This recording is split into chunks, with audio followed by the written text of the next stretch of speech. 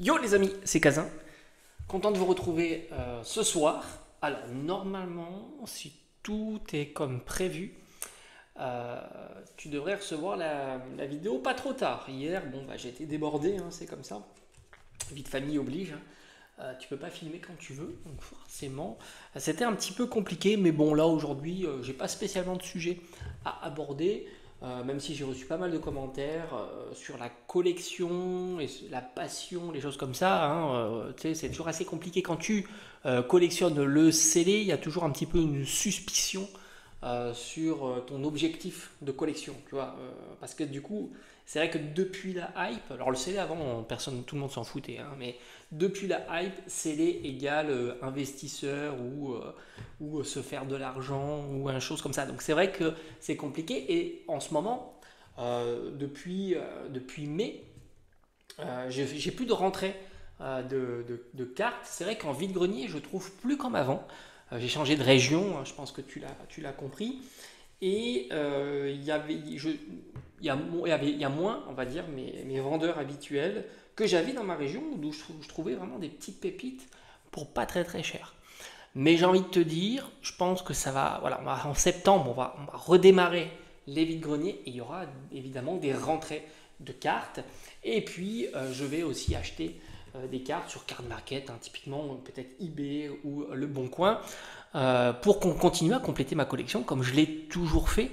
Je te rappelle-toi, hein, tu as toutes les vidéos en ligne avec quand même pas mal de choses parce qu'il y a des bons moments, hein, évidemment. C'est pour ça que on me dit aussi qu'on parle souvent d'argent, mais la collection, c'est aussi la gestion de ton budget. Je n'ai pas un budget illimité. Je pense qu'on est beaucoup à être comme ça. Et par conséquent, s'il y a une carte qui sort qui m'intéresse, je vais évidemment essayer de voir quel est le point le plus bas pour me la procurer. Est-ce que c'est le bon moment de l'acheter tout de suite? Rappelle-toi le Magic Carp, 20-25 euros. Bah, là, c'était un petit peu le bon moment. J'ai fait pareil avec le Tyrannosif. Je l'avais eu, je crois, à 30 euros. Bah, comme quoi, 30 euros, je crois qu'il n'est jamais descendu ou redescendu à ce tarif-là. Il y a des moments où je me suis planté, évidemment, hein, ça c'est certain, mais tu vois, évidemment, l'aspect financier dans une collection, c'est obligatoire de peser tout ça. Et c'est vrai qu'en ce moment, on parle plutôt, on pourrait dire, de gestion de collection, essayer de savoir est-ce que c'est opportun ou pas d'acheter tel item scellé, est-ce que tu as le temps, est-ce que si tu l'achètes plus tard, il sera moins cher ou plus cher, est-ce qu'il peut être en promotion, en solde, hein, comme les coffrets par exemple Karmadura qu'on a trouvé en solde 35 euros, Tac Tac, Dogrino et ainsi de suite. Donc tu vois, tout ça, je pense que cette réflexion, elle est intéressante en tous les cas. Elle est intéressante et c'est pas pour ça que t'es pas passionné, évidemment. Mais je comprends que certains ont cette mauvaise image, surtout de la collection scellée. Mais enfin, si tu me suis depuis un petit moment, tu sais que le scellé, moi, je l'ai commencé à le collectionner depuis 2015. Donc tu aperçois qu'en 2015, tout le monde se foutait du scellé et ça valait pas si cher que ça. Il y a eu le boom qui a fait vraiment le 2021 a bousculé le scellé. Ça c'est indéniable. Mais bon, c'est comme ça. Mais j'ai quand même envie de reprendre les achats de cartes et le collection scellé, ça a continué. Mais comme tu le sais aussi, j'ai des soucis de place.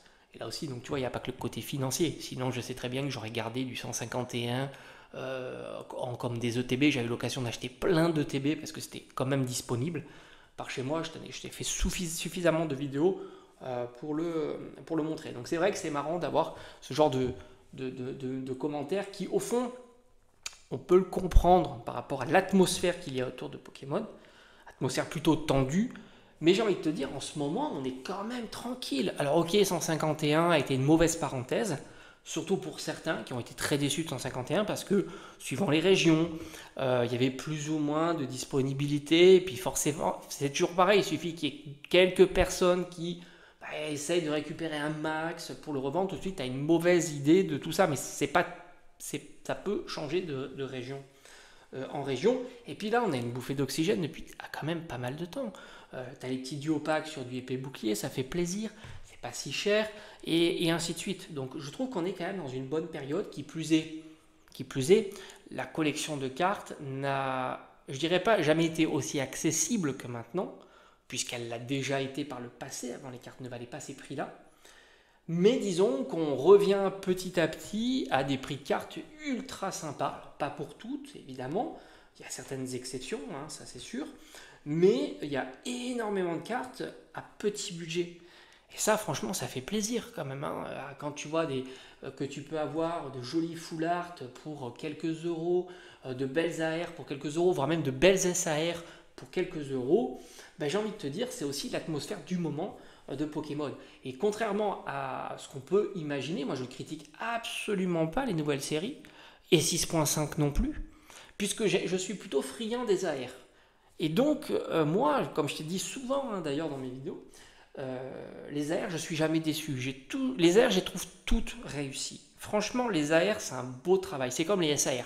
Bien que je trouve que souvent même, les AR sont mieux réussis que les SAR. Après, c'est sûr que la qualité de la carte, quand je parle de qualité de carte, c'est pas sa fabrication, mais comment dire, l'aspect de la carte, évidemment, je préfère les SAR parce que c'est texturé, c'est plus joli. C'est évident. Et d'ailleurs, j'aurais bien préféré certaines AR qui passent en SAR et certaines SAR qui passent en AR. Tu vois. Donc moi, 6.5, niveau AR, tu prends les Adoramis en version AR, mais je les trouve magnifiques. Et en plus, je trouve qu'il y a un espèce de clin d'œil, alors je ne sais pas si c'est réel ou pas, si c'est voulu ou pas, sur Kung Fu Panda. Il y a une atmosphère Kung Fu Panda, en plus j'adore le dessin animé, je les ai tous vus, dont le dernier au cinéma. Et je trouve ça bien réalisé. Ce qui a manqué, on va dire, à CSAR, c'est évidemment les popularités des Pokémon, mais bon, ça, c'est logique aussi de mettre en avant les nouveaux, moi ça me choque pas. Mais c'est le fait que la beauté de la SAR, c'est le fait qu'on voit du décor, on voit l'intégralité du Pokémon, il y a une scénographie. Là, on perd un petit peu cette essence de la SAR. C'est mon avis, évidemment. Mais évidemment qu'il semble être un petit peu partagé. Mais rien qu'une carte comme ça, tout à l'heure je l'ai mise, bon, elle est en holo, mais rien que ça, c'est une peu commune, franchement, je la trouve magnifique. Là aussi, la collection, ce n'est pas que les grosses cartes, les gros bangers, les choses comme ça. C'est aussi des petites cartes comme ça. D'ailleurs, je t'ai souvent présenté mes petits classeurs avec mes Pikachu, mes Evoli, enfin mes Evoli, ses évolutions et ainsi de suite. Tu peux vraiment te faire... C'est ça qui est génial en ce moment avec Pokémon. Et ce qui était avant aussi, c'est que tu peux commencer une collection avec un budget tout petit. Tout petit. Surtout si tu as la chance d'avoir des vides-greniers. Alors évidemment, si tu as un budget qui est tout petit, tu vas pas ouvrir. Parce que le problème quand tu ouvres, c'est que tu vas souvent soit avoir des doublons de cartes que tu veux pas, et c'est compliqué d'avoir entre guillemets des belles cartes. Et quand tu vois le prix d'une simple ex qui tombe pas si facilement que ça, hein, c'est 15% une ex à peu près, la ex c'est 1 ou 2 euros. C'est-à-dire que pour le prix d'un booster, tu peux avoir 2-3 ex. Une full art, c'est pareil, ça peut être 2-3 euros jusqu'à aller 10 euros. La plupart des full art sont moins chers que 10 euros. Donc c'est le prix d'un booster et un petit peu plus. Et ainsi de suite. Donc imaginez qu'on est dans une mauvaise période, moi je trouve pas. Deuxièmement, alors je sais pas si tu t'en souviens, c'est pour ça que je l'ai sorti là, on parle un petit peu de tout et de rien, hein. Après on parlera des nouvelles séries, moi je pense que beaucoup se réservent sur non pas la 7 couronne stellaire. Je pense que, alors il y a quand même des bonnes choses, mais ça va louper parce que bon, il manquera évidemment les SAR, des choses comme ça, mais il y a quand même de belles choses sur couronne stellaire. Et puis je pense que tout simplement les gens, on va dire, attendront peut-être la série qui mettra en avant les dragons, hein, c'est ce qui semble se préciser, on va dire. Et puis on attend aussi une belle série .5, encore une fois, qui tourne un peu la page à Destinée de Paldea, où on était entre les deux, qui n'était pas si mal, hein, au final, pas si mal mais non plus pas exceptionnel.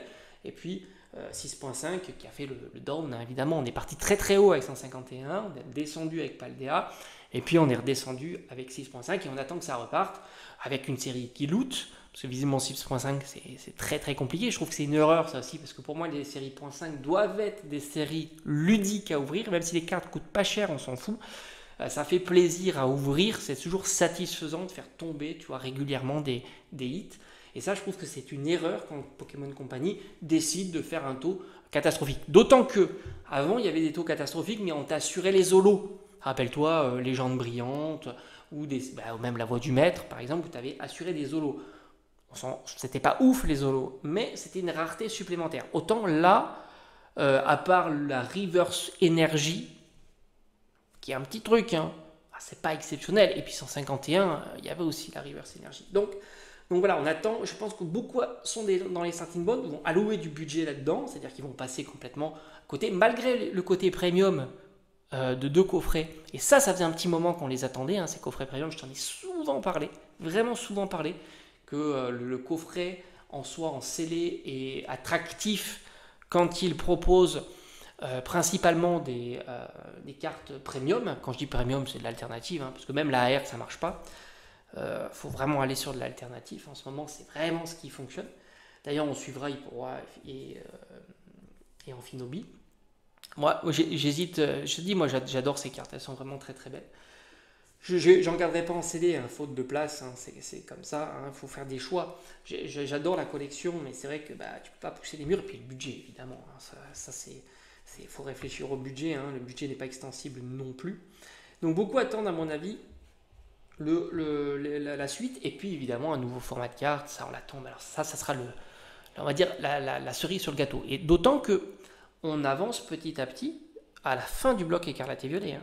Faut pas le sous-estimer ça non plus. Et après, quand on va terminer écarlate et violet, on trouvera la page, parce qu'on va être à 7, puis 7 c'est demain, hein, en septembre. Après il y aura 8, 9, 10, 11, 12 certainement, donc ça va aller quand même assez vite. Hein. Pokémon Company sont bons pour ça.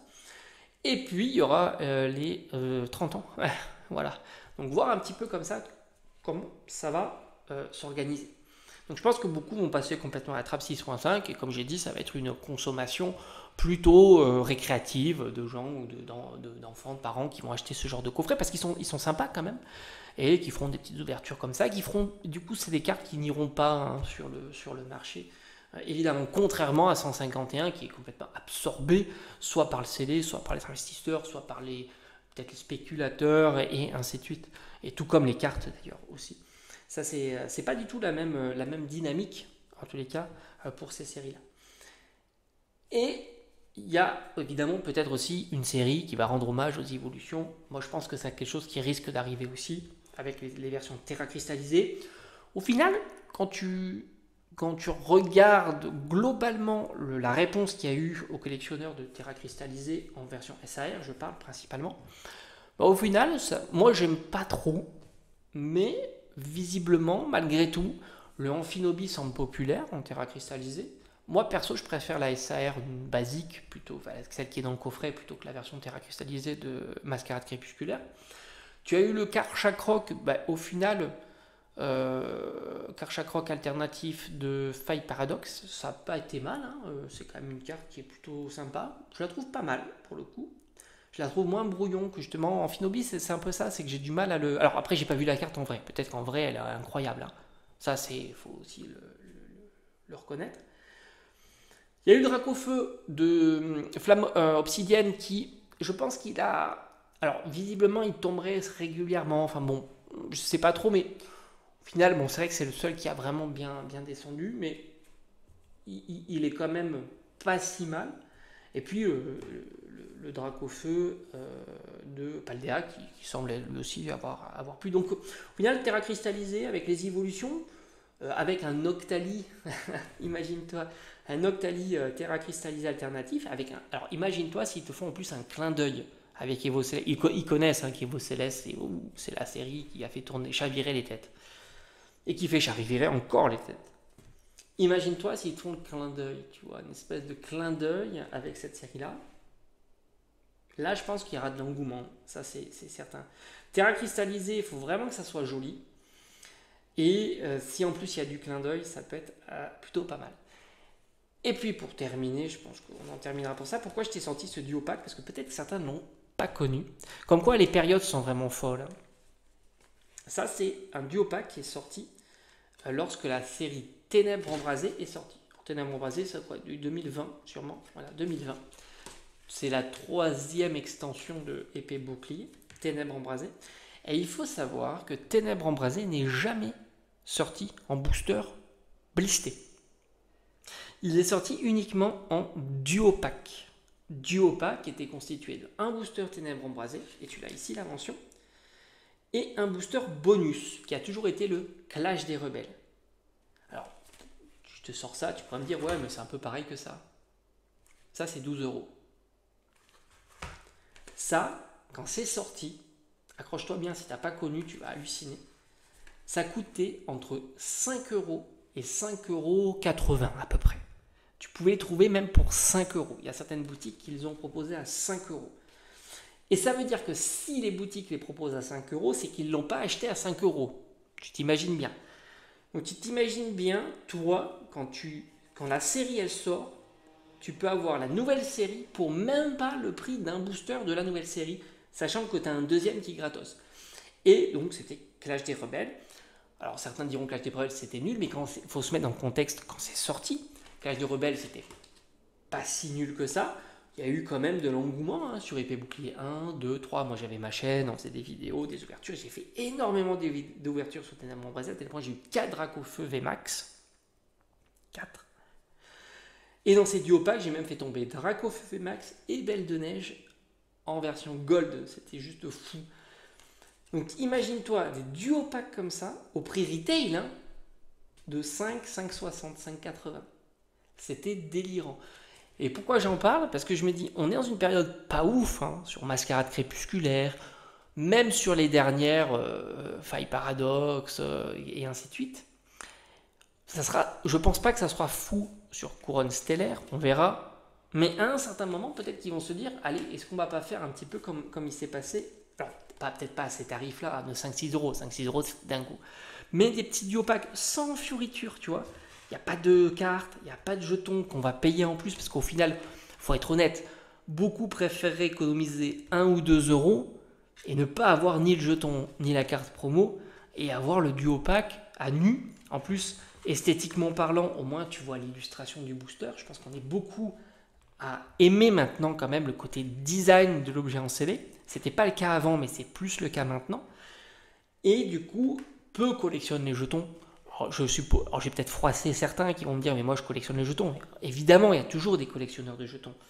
Mais je pense qu'en ratio de personnes qui ouvrent et qui collectionnent ou pas le jeton, je pense qu'on est quand même plus à collectionner les cartes, les boosters CD, comparativement aux jetons. Et la carte promo, c'est pareil, parce qu'une fois que tu l'as, tu vas en avoir 10, 20, 30, 50, ça fait quand même beaucoup. Et personne ne veut te l'acheter, tu vas être... Voilà. Donc, je me dis, ça pourrait être un item hyper sympa d'appel, tu vois, genre, je sais pas moi, 8 euros, 10 euros, sans fioriture, 2 boosters de série, qui ont un petit peu de mal à décoller.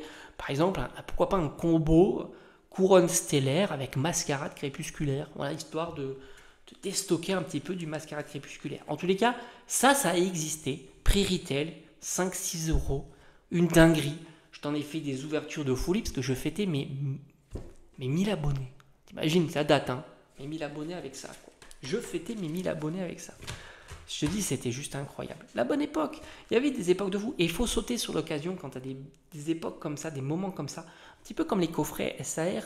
Un petit peu comme s'ils se mettaient à nous proposer, par exemple, un coffret avec, moi, je sais pas moi, une carte alternative d'un bloc. Un petit décide de mettre, pourquoi pas, Irfoudre, bam, dans un coffret. Comme ils avaient fait avec Ténéfix, Tyrannosif, comme ils ont fait avec Psychoquack, et c'était Ramolos ou quelque chose comme ça. Tu vois, ça peut arriver. C'est déjà... Et là, il faut sauter sur l'occasion. Tu as l'occasion d'avoir une alternative pour le prix de 30 euros avec 4 boosters ou 5 boosters. Mais tu dis, c'est la régalade. C'est évidemment la régalade. Que ça soit dans une série ou une exclusive. Alors exclusive, c'est encore mieux, évidemment. Mais même dans une série, alors souvent on n'était pas content quand c'est ils recyclent une carte, c'est un peu la loose, etc. Non, quand c'est une recycle une carte premium, c'est pas la loose, c'est au contraire, c'est du top du top. C'est du top. T'as pas besoin d'ouvrir 200 boosters, t'es pas entre guillemets frustré, c'est le top. À louer 35 euros. Même si tu la payes, tu vois, on te dit toujours oui, mais 35 euros au prix du booster, ça te fait 5 euros la carte SAR, ça fait 6 euros du booster, ça en fait 5, c'est que t'as 5 euros une SAR. Attends, c'est cadeau. C'est cadeau. Allez, on se dit à très vite, comme d'habitude, sur la chaîne. Allez, à bientôt.